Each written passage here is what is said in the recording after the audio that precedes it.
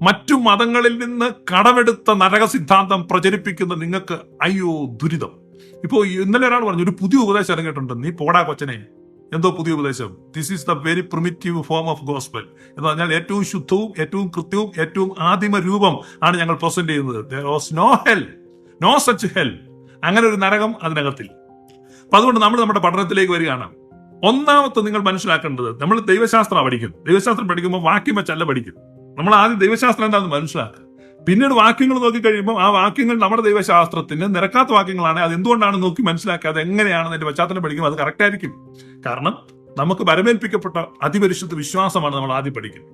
അല്ല എവിടെന്നെങ്കിലും പോയി ഒരു വാക്യം എടുത്തുകൊണ്ട് വരികയല്ല. അപ്പൊ ആദ്യം നമ്മൾ മനസ്സിലാക്കേണ്ട ഒരു കാര്യം, ദൈവം സ്നേഹമാകുന്നു. ദൈവം സ്നേഹമാകുന്നു, ഇൻഫിനിറ്റ് ലവ്. ദൈവം സ്നേഹമാകുന്നു. ഇത് നമ്മുടെ മനസ്സിൽ ഉറപ്പിക്കണം.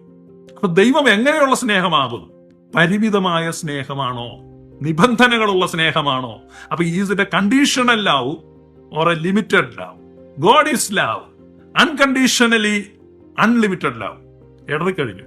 എടറി ആരാ എടറിയത്? മതം എടറി, റിലീജിയൻ. അപ്പൊ നിങ്ങൾ റിലീജിയനിലാണോ ക്രിസ്തുവിലാണോ എന്ന് ചിന്തിക്കുക. അപ്പൊ ദൈവം സ്നേഹമാകുന്നു എന്ന് പറയുമ്പോൾ ആർക്ക് സ്നേഹമാകുന്നു?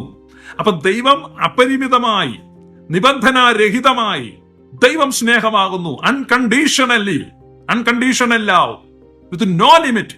അപ്പൊ അത് നമുക്ക് ഉൾക്കൊള്ളാൻ പറ്റത്തില്ല. കാരണം ഇൻഫിനിറ്റ് ഗോഡ്, ആ ഇൻഫിനിറ്റ് ലവ്, ആ ഇൻഫിനിറ്റ് ലവ് കാണിക്കുമ്പം ലിമിറ്റഡ് ബീയിങ് ആയ മനുഷ്യന്, പരിമിതിയുള്ള മനുഷ്യന് ആ സ്നേഹത്തെ ഉൾക്കൊള്ളാൻ കഴിയത്തില്ല.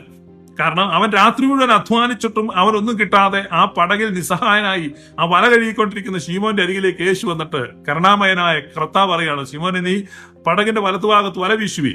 പടകിന്റെ വലതുഭാഗത്ത് വല വീശി വല നിറയെ മീൻ കിട്ടിക്കഴിഞ്ഞപ്പോ പത്രോസ് കരഞ്ഞോണ്ട് പറയാണ്, കർത്താവേ ഞാൻ പാപിയായ മനുഷ്യനാണ്, നീ എന്നെ വിട്ടു പോകണം. കാരണം അവന് താങ്ങാൻ കഴിഞ്ഞില്ല ആ സ്നേഹം. ആ സ്നേഹത്തെ താങ്ങാൻ കഴിഞ്ഞില്ല.